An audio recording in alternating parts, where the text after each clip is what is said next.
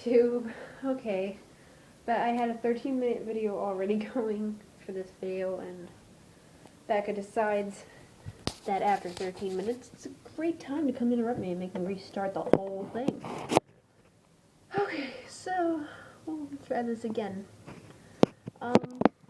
So I have been super busy lately, and I haven't been able to make any videos. Really sad, because I'm the president of like 3 different clubs. And very demanding. I've got a lot of honors and AP courses, so I've been really busy. I got midterms this week, coming week. So I've just been really busy, so I'm going to make a few videos today. And first one, it's kind of a long-awaited video, for me at least. I was supposed to originally do this with another person, and unfortunately we haven't been able to meet up lately, and I was kind of sick of waiting. I said I'd do something, so I'm going to go through on my promise to do it. Alone. Okay, so this is a rather hard topic to talk about for most people. For me, I don't find it hard anymore. I think it's really a testament to how much I think I've healed and made it, improved, matured, whatever. But a lot of people will talk about their sexual abuse, physical abuse, abuse in general stories on YouTube, and it's really a way to say to people who are still going through it or know people who are going through it, that just to really say, you can make it.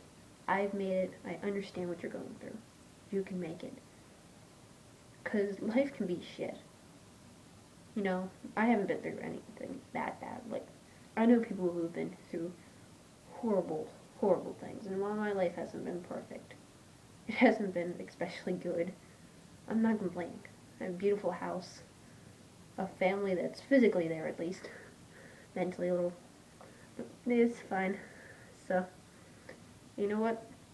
Sure, bullied at home, absent father, but they could be worse. So really what I'm trying to say here is that life can be shit. Life can kick you around, it'll kick you, punch you, hurt you. But you keep getting up. That's really the message I'm trying to give today. And I'm going to probably make another video to tell another story I want to say. I'm not going to tell who it is, but it's about a hero I know.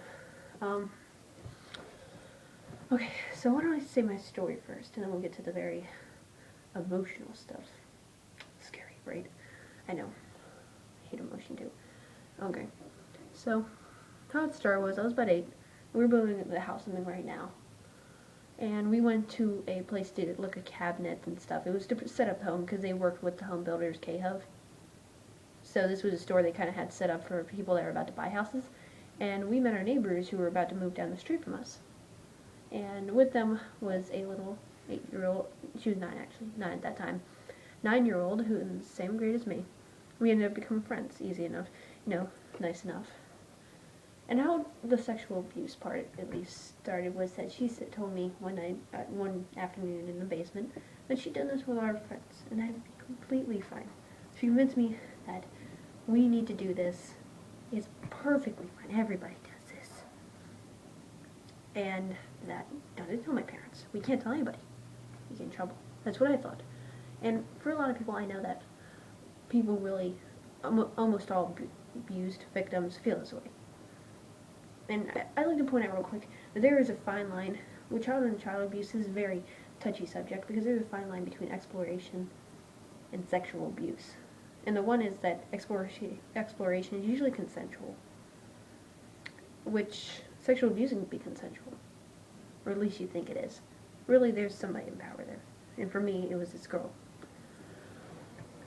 So the years passed by, and by the time I was about 15, it ended. So it was about, I was 14 going on 15, so it was about a good 6 years. So by that time, I just kind of I had changed. And I would like to point out that not many people will notice this, but abuse victims, if you do look at them, they do change. You can see it in their eyes. For me, it was physical. I used to be a very happy girl. Bouncy little cheeks. And this could be maturing, growing up. At the same time, it's just kind of, I noticed that over time, it took its toll. While when this was happening, I wasn't really feeling this emotionally because I was a kid. I really noticed over time that things kind of shrunk in. And I have permanent bags under my eyes. It was really that stressed, tired look. By the end of the 6 years, I was done. I knew what she was doing by then. So I knew what she was doing by then. So we ended up not being friends. We stayed friends permanently. And I went on with my life. But there was always an underlying thing. Like I just felt something that nagged at the back of my mind. So my outside has decided to be noisy. Shush! Don't you know I'm making a good video? Okay. Okay, so back to this. So about 2 years later, no, not even that, it was about a year and a half later, I started wondering what did happen, because suddenly I couldn't remember anything. I had a very blocked out memory of everything. So I thought, this is a little odd, maybe I should investigate this. So I looked up on Google child and child abuse. Not many things popped up, but one page did. And I looked through it and it said stuff that could indicate that you have been part of this. It said abused victims tend to think that they initiated it, that it was their fault. And usually that wouldn't get me. If you know me, I don't cry. Unless it's my boyfriend seeing me cry, but that's not the point. I don't cry. But that got me crying, because all at once, a good portion of memories came back. I don't have all my memories, I'm still blocked out, but a good portion of my memories came back. Emotions, everything, guilt. It slapped me in the face. And I cried. I'll be honest, I cried. It's a lot to take on. And so slowly, not even slowly, very quickly actually, I fell into a depression. Life just seemed gray. I hated where I lived. I felt if I could move away from here, I could escape all the pain. Blah, blah, blah. And I slowly realized what I had been doing to myself, because at this moment I wasn't really dating anyone. But I had noticed that my way of coping with it was that right after abuse stopped, my relationship with my boyfriend for the last 3 years stopped. And as I progressed in high school, I very quickly became sexually promiscuous. It was really to cover up how I was feeling. At one time I was dating 4 people at a time, and was about to take on another one. So it was mentally making myself unavailable. And then at that winter, that's what really got me thinking, that's what led to all this, because I had nobody to distract me, therefore I had to think, and that's what came up. So, as I realized this, I got into the stages. And this is what I call stages of getting through trauma. The first one, you remember things. Every day. You wake up one morning, it's a beautiful Saturday morning, it's sunny, oh how beautiful, it's going to be a great day, I'm going to go out, do stuff, go shopping in the mall, maybe go see friends. Maybe for once I'm going to go see my friends, go swimming, blah blah blah. And then you look over and something, I don't know, on your desk, outside, the smell in the air. Something reminds you of it. And there goes your whole day. There goes my morning. Because that memory just comes in. It makes you want to go lay back in bed and not think, not do anything. You just sit there for hours wallowing in it. It was a horrible time. I didn't have anybody. I have 2 friends, boyfriend and friend, that are really going through this right now. They've had worse times than I've ever can even imagine. And really, they're starting to go through stuff. They're getting to this first stage. Or one just came out of it, the other one's starting it. And it's a very hard time. If you have somebody with you, it's better, but it's still a hard time. For me, I had nobody. Went this alone. And what I found was I just stayed in my room all day. Didn't care. I always had a frown on my face. Stare out the windows for hours, just thinking, talking to myself. I went nuts. So, that was I just started. The reason you have this period is you're really analyzing those memories. And it's a horrible time. For a lot of people, life isn't worth living. I know it. I didn't feel that way. I've always told myself that it will always get better. And this is a good message. It will always get better. Always. I know a person who was an ex-gang member. It was a torture gang. It's the worst thing. And that person almost killed himself. And you want to know something? He didn't. Because he knew that killing yourself would do nothing. his life would have been wasted. Things will get better. That's what I realized. I'm like, I'm not gonna kill myself. Don't need to. I can make it. So what I decided was that I'd do whatever I could. I'd analyze it, I'd think, I'd let myself think about it. It was hard. Eventually, I got to a point of, I pretty much analyzed everything. It was just that point where the memories now played. I was just fucking sick of them. I don't want to hear this anymore. I don't want to think this anymore. I'm so fucking sick of feeling this way. That was really the next step. You slowly start to look up. Stop looking at your feet, all depressed. You slowly start to look up and think, the world's still going. It's time for me to move on too. And I don't think you can fully ever move on from abuse, but you can do a pretty good damn job of, getting mostly past it. It'll always be, it's always in the back of your mind. It's kind of that, you always have that scar. But it doesn't hurt. It's just a mark. Eventually it stops hurting. And eventually it fades. That's really what happened. It started fading. And I let myself feel. And that was the thing I had really restricted myself from doing. I didn't want to feel. Because if I felt emotions, I felt weak.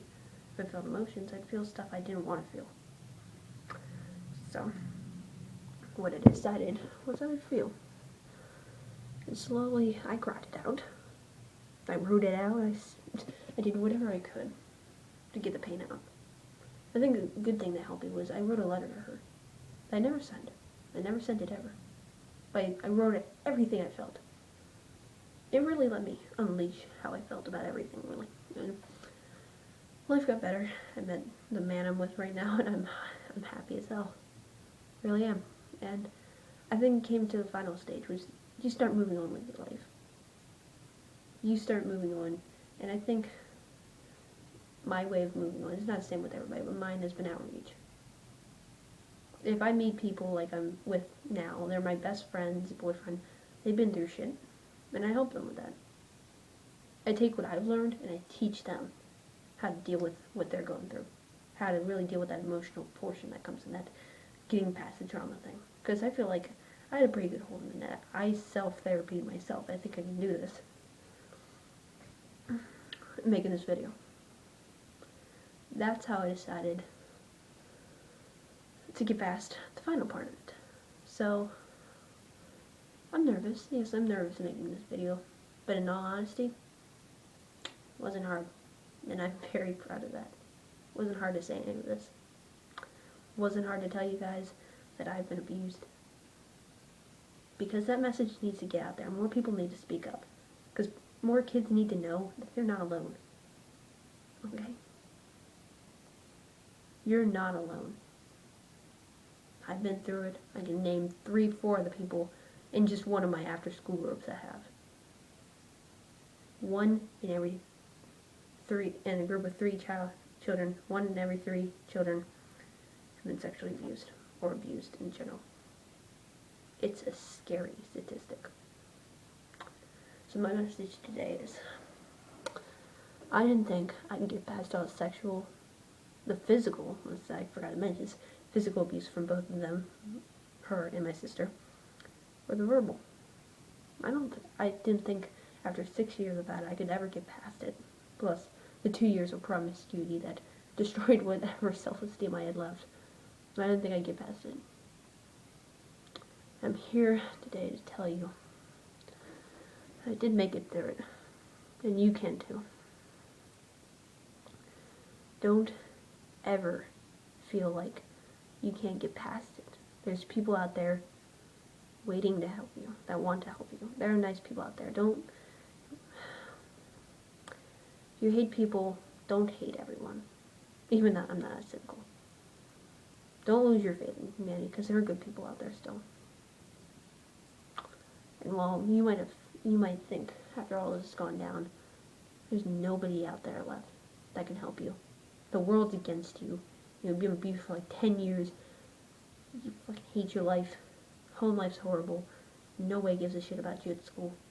There's people out there for you that can help you. And if you can't find them, come to me. I am more than willing to help people because I know what you've been through. So the message today is you can make it. You can do it. Just keep strong. Keep strong. Keep your head held high. You can do this. I believe in you. Okay? That is today's video. Probably say a few more today because I love ranting. Okay? Good luck, guys. Over it.